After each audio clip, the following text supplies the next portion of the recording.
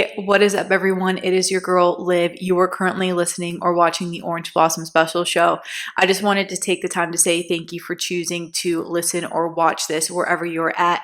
Make sure you hit that follow or subscribe button. And with that, we're going to get started with today's episode.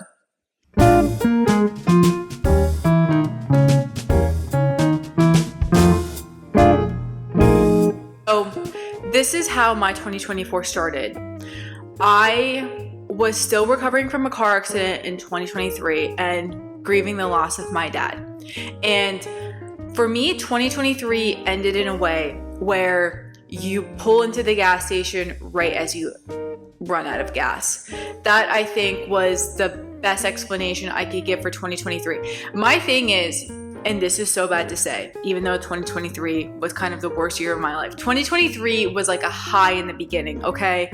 I got to see Ed Sheeran, Greta Van Fleet, Taylor Swift, had an incredible St. Patrick's Day with my dad. Actually had a decent 4th of July, even though someone hit me in the parking lot at Wawa, okay? And then I got to see one of my best friends from college get married. And then my dad died, and then things kind of went to shit after that. And so 2024, it was just weird in the sense of I graduated college, I ran a marathon, and I know I have to give myself more grace for the things that I accomplished. But I think that in the back of my mind, it was still the fact, okay, like, my dad was part of this journey when I started. It's not, things just haven't been falling into place the way that I anticipated or wanted them to. And it has just been a grind every day in and out to just try to plant some seeds for the following year and just hope and pray that everything will sort itself out.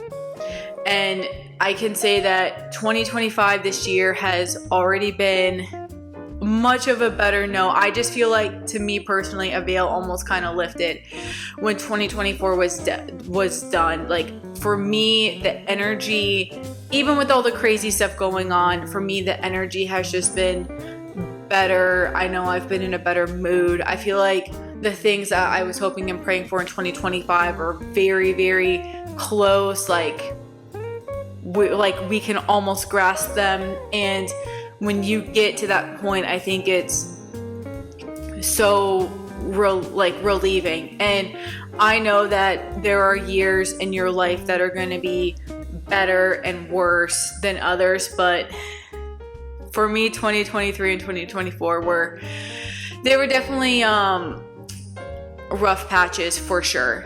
And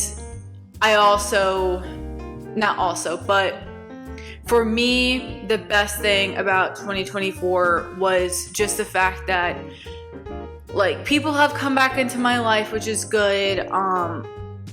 I've made new friends in Tampa where I'm at, and I'm very thankful for the new friendships and everyone who has come into my life. And I think that in one sense, like, 2024 is a very pruning season. And I think that whenever you go through hard circumstances or hard seasons, you kind of realize, okay, who at your core is there for you when you're having these really hard times and who isn't. And it's okay to admit that.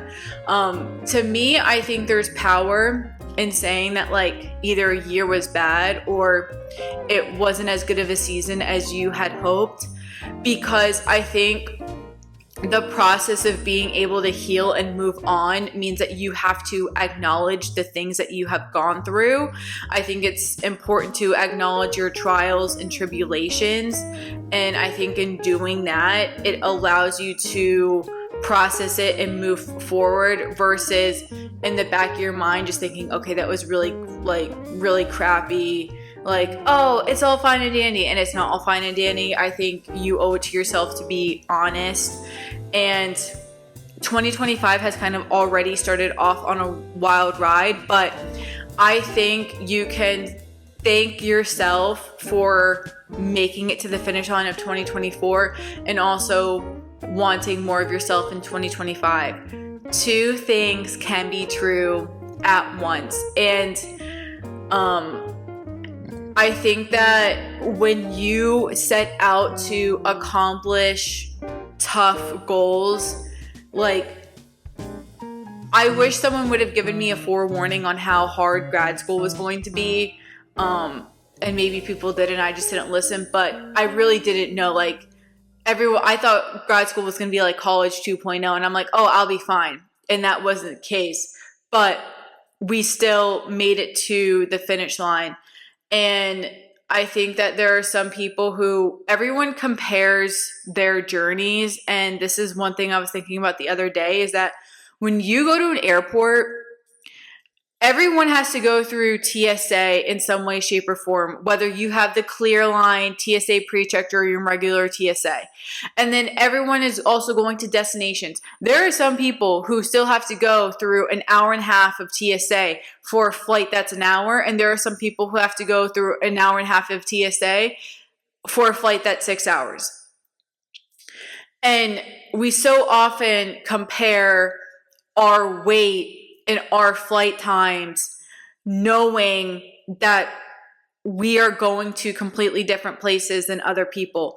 And I especially think in your 20s, because I'm 29, there is such this comparison and this rat race of who can get married first, who can advance in their career first, who can accomplish their goals first. And everyone's lives are different. And everyone is on different paths and different journeys, because someone may get married and start having kids and live in the same place for the rest of their life. And they're kind of hitting the end of like one journey and just a very long season. You might live in 4 or 5 different cities before you settle down and start having kids.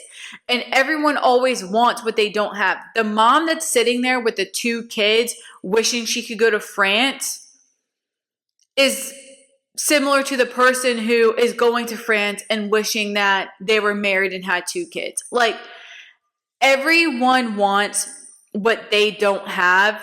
And the grass is always greener on the side that waters it. I think it's always important to take into consideration, one, what can you handle at this time? So going into 2025, if you have been down in the dumps in 2024 because you feel like you're not as far as everyone else, or you're not doing this or that, ask yourself, what do you want out of 2025? Ask yourself, how do you want to feel in 2025? Ask yourself, how are the decisions that I make going to make me feel? Are they going to make me feel better? Are they going to make me feel worse? Are they going to fill my cup? Are they going to take away from my cup? I think it's also important to ask, are there seasonal goals that you want to achieve? If your goal is to lose weight, if your goal is to run a marathon, if your goal is to run a half a marathon, ask yourself, when are you wanting to do those things, and when are you going to achieve those things? And ask yourself, how long do you think it's going to take to do that? And if there's anything I have learned with marathon training, half marathon training, losing weight, you have to know that it's going to take longer to achieve things than you anticipated. The people who go on social media and who are like, I've never run a half marathon before and I signed up for one in 2 months, and they crush it, are the anomalies, okay? Do not rush, do not force training. It is better for you to do something and end up in one piece than to do something really well or really fast and end up broken, okay? I ran the New York City Marathon. You know how long it took me? It took me 7 hours and 5 minutes. If I would have told my college self that, my college self would have been like, what happened? And probably cried, because they would have been like, how are we so slow? That is absolutely insane. Guess what? My goal for the New York City Marathon wasn't to be the fastest person. I thought I was going to crush it and do it under 6. That was my goal. It did not happen. I probably spent, out of that 7 hours and 5 minutes, we probably spent at least 40 minutes going to different porta potties. I'm so serious. I'm so serious. And also I probably took 20 minutes to yap with one of my friends. So I was doing the New York City Marathon for a fun time, not a fast time. And that being said, like I had been in 4 car accidents. I'd been dealing with head, not head problems, but I had been having post-concussion migraines all summer. I ended up getting shin splints in like the beginning of like in August. And so I was very scared that I was going to get a stress fracture in the New York City Marathon. So I was slow and steady wins the race. And guess what? There are people who did it really well and ended up in a boot. Do not compare your journey to someone else's, okay? Everyone is different. The truth of the matter is I still finished a marathon at the end of the day. And the truth of the matter is that I am in so much of a better place mentally, physically, and emotionally this time of year than I was last time of year. Last time of year, I told my therapist, I'm like, to me, it feels like there are sliders and everything is off and you are trying to get everything into equilibrium. And when you're dealing with like traumatic brain injuries and you have had emotional trauma, your brain does not think or operate the way a normal person's brain is. So when people are like, put it into your schedule, do this or do that, I'm like, the issue is that you know that you need to turn the switch, but your brain physically will not let you turn the switch on. And it takes time to get to a place where you can be healthy, happy, and emotionally be better again. And I also think too, in the comparison of trauma game, it's so easy when you're dealing with grief to compare what someone has been able to do during this season to do yours. There are some people who it takes everything in them to just wake up, shower, put on pants, and eat at normal times during the day. And there are some people who go to work and crush it. Everyone is different. And I think it's important to acknowledge that you need to take time to grieve. It is okay to grieve your 2024. It is okay to grieve the process that you have been going through. And I also want to equally point out that I know I'm just not me. I know it's not just me who feels this way during this time change season. I have never been affected this much by like the times of days and things like that. I don't think ever. Maybe it's because I've been in grad school or I've been working, and like when I was working in New York, it really didn't matter unless it was summer. It was usually kind of dark when I was getting home, but I want to be in bed sleeping by like 8:30, 9 o'clock. Normally I'm like 10:30, 11 is usually like when I go to bed, and I usually wake up around like 7. That's not been the case this year. And I was talking to someone yesterday and they're like, yeah, it's affecting me a lot more this year too. So I think a couple things that is important to note going into 2025 is that seasonal depression is still real. The time changes still affect us. It's winter. If you are not on this new year, new me bandwagon and you're like, I just don't have it mentally in me to try to make those changes right now, you don't have to. You don't have to. You, at any point in the year, can decide new goals for yourself. You can wake up one day and be like, you know what? I'm going to change things and I'm going to stick to my guns. And you know yourself better than anyone else. There are some people who they're like, if I do not start this now, it's never going to happen. And there are some people who are like, you know what? I know that I eventually will get to it, but this is just not the season for it. And that is perfectly okay. We are all on different journeys. You know what you can or cannot handle. I know it's this new year, new me. Everyone wants to get healthier. Everyone wants to get fitter. When you live in the South, it's so much easier to go outside during the winter and everything than it is when you're in upstate New York and there's 6 feet of snow on the ground and people are like, well, why don't you go outside and walk? Because there's ice and snow on the ground. That's why. So I think it's important to take into consideration where you live, what is it that you want out of 2025. Everything can be going fine and you're like, honestly, I love my life the way it is, and you don't have to change. And you could be like, you know what? I know I need to make changes, but if there's anything I will say, slow and steady wins the race. Small, consistent changes over time will lead to longer improvements than multiple changes over a short period of time. Create habits, create consistency, and results will come. Do not expect to lose. If your goal is to lose 20 pounds this year, don't try to lose 20 pounds within the first 3 months. Ask yourself, if my end goal was to lose 20 pounds in 6 months, what would I be doing? And I think that if you, like, everyone is different. Some people have to quit things cold turkey, but you can start with like replacing your creamer in your coffee. And maybe you do that for a couple weeks. And then maybe you're like, you know what? I'm going to add in more walking. And maybe you do that.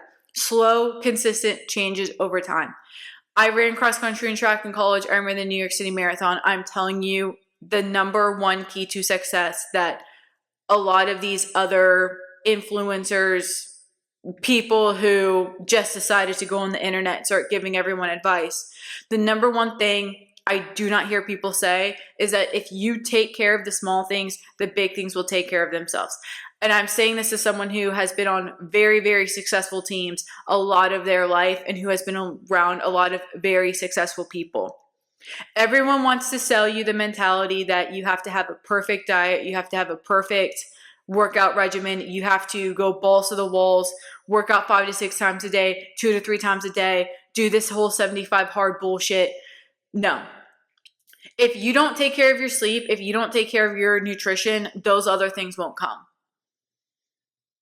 And you can still enjoy the things that you like to have without having to go super extreme. And I fully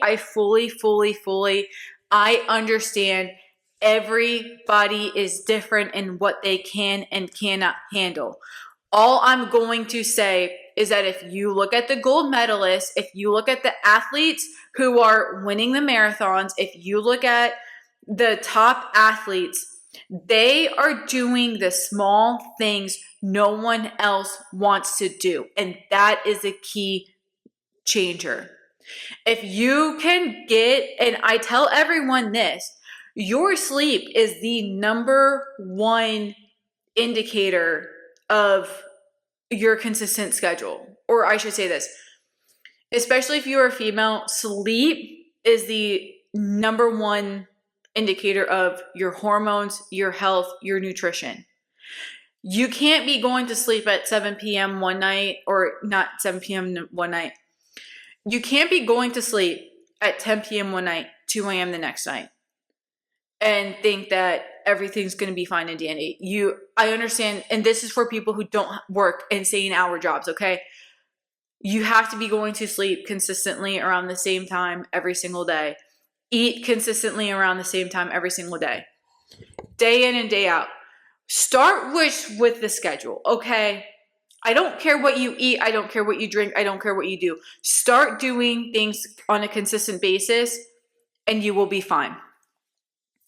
And progress is still progress. If you move 1 inch towards the goalpost today, 1 inch towards the goalpost tomorrow, and you just keep slowly moving, you will be fine. That being said, I just want to wish you the best year ever of 2025.